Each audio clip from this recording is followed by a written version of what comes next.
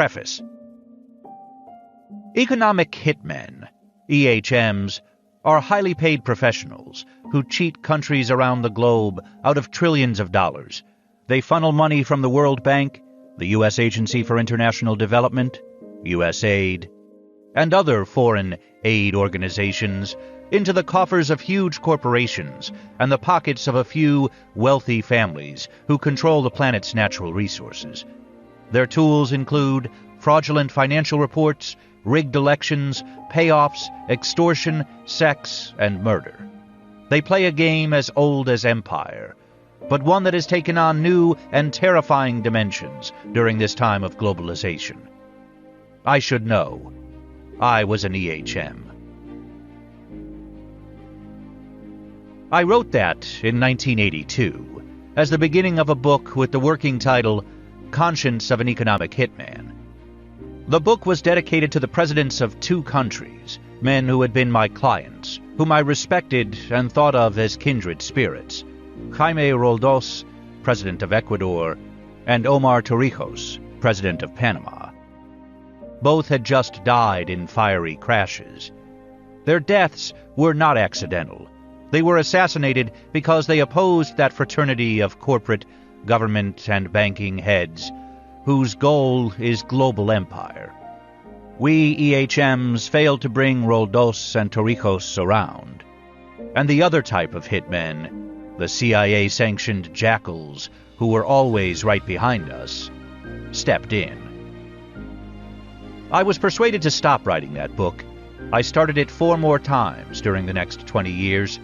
On each occasion, my decision to begin again was influenced by current world events: the U.S. invasion of Panama in 1989, the First Gulf War, Somalia, the rise of Osama bin Laden.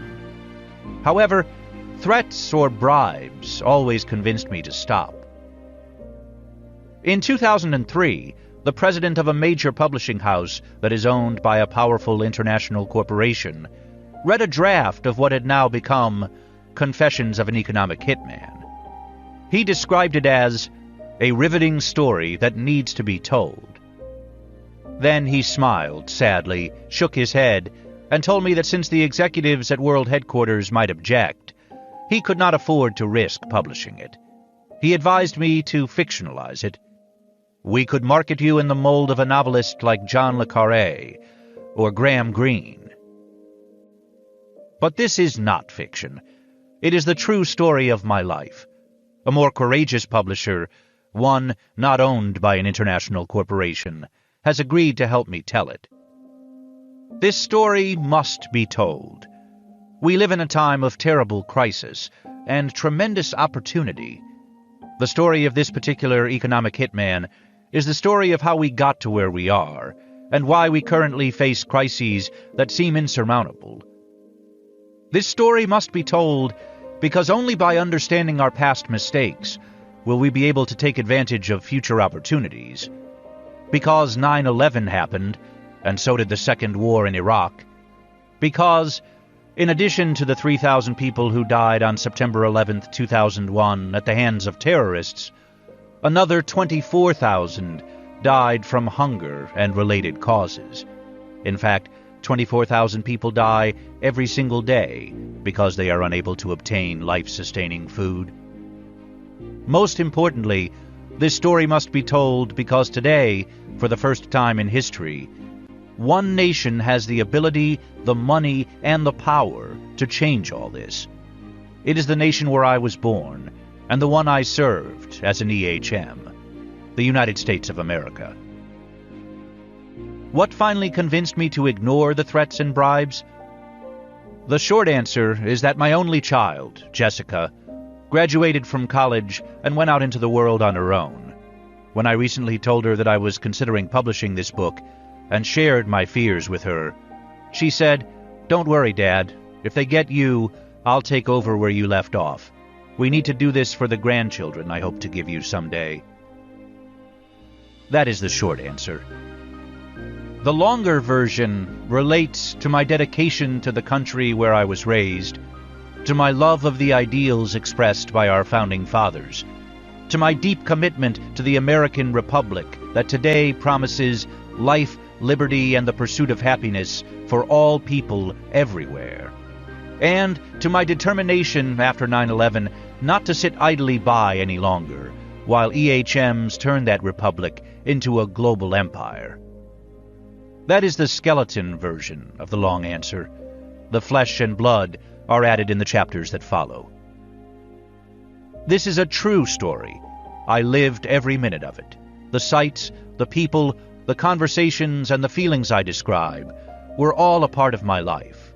It is my personal story, and yet it happened within the larger context of world events that have shaped our history, have brought us to where we are today, and form the foundation of our children's futures.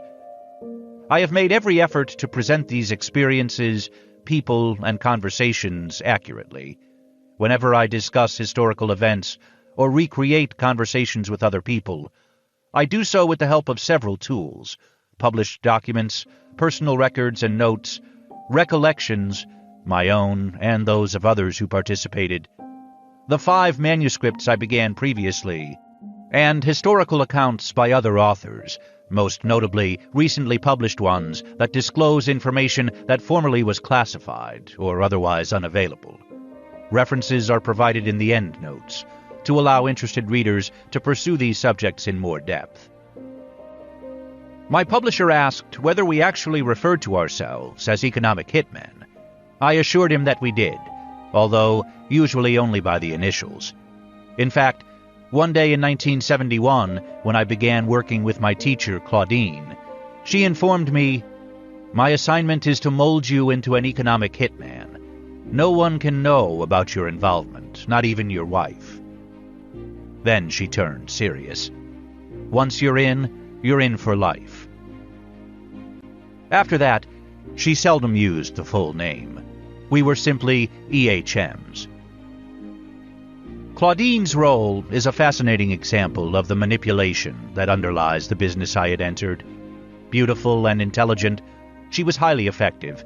She understood my weaknesses and used them to her greatest advantage. Her job and the way she executed it exemplify the subtlety of the people behind this system. Claudine pulled no punches when describing what I would be called upon to do. My job, she said, was to encourage world leaders to become part of a vast network that promotes U.S. commercial interests. In the end, those leaders become ensnared in a web of debt that ensures their loyalty. We can draw on them whenever we desire to satisfy our political, economic, or military needs. In turn, they bolster their political positions by bringing industrial parks, power plants, and airports to their people. The owners of U.S. engineering, construction companies become fabulously wealthy.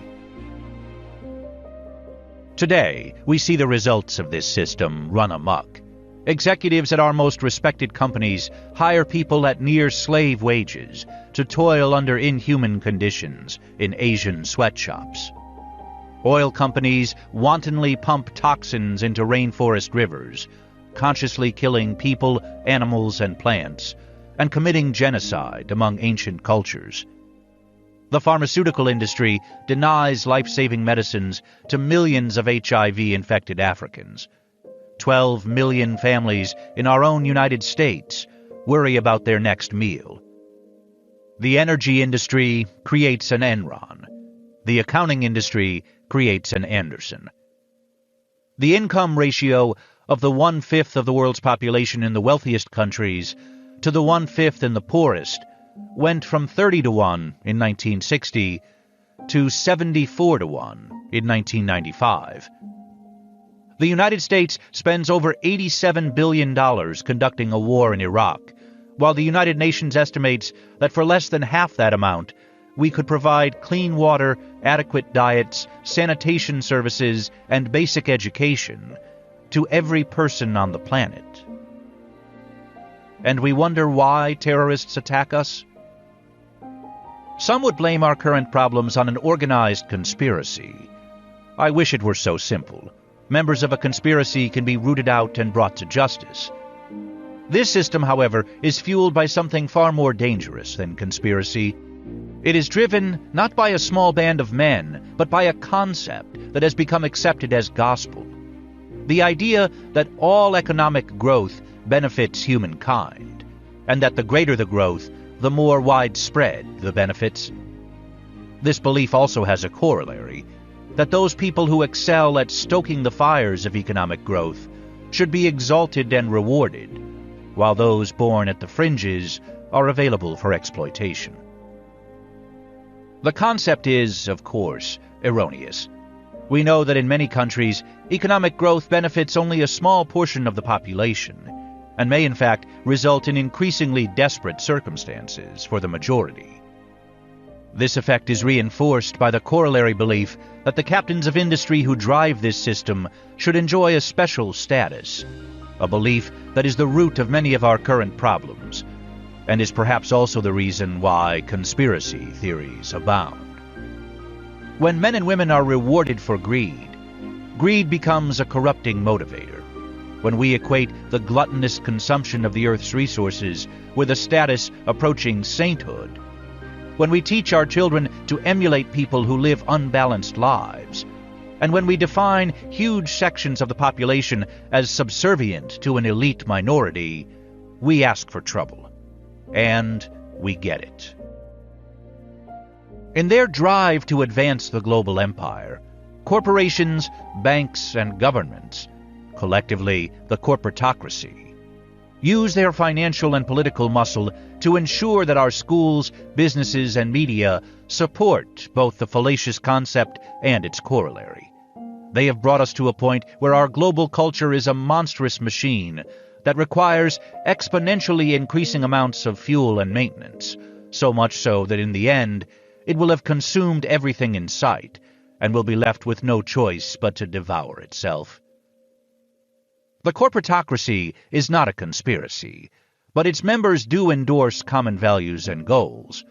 One of corporatocracy's most important functions is to perpetuate and continually expand and strengthen the system. The lives of those who make it and their accoutrements, their mansions, yachts, and private jets, are presented as models to inspire us all to consume, consume, consume.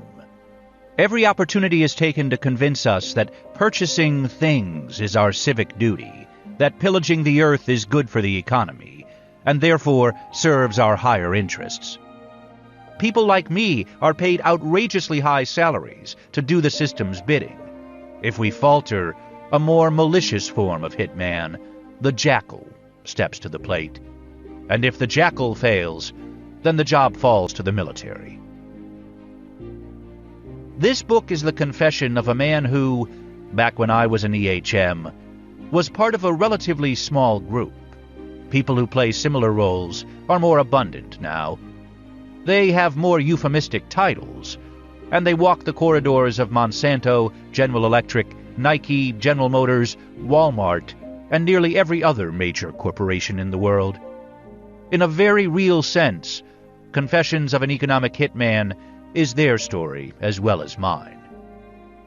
It is your story, too, the story of your world and mine, of the first truly global empire. History tells us that unless we modify this story, it is guaranteed to end tragically. Empires never last. Every one of them has failed terribly.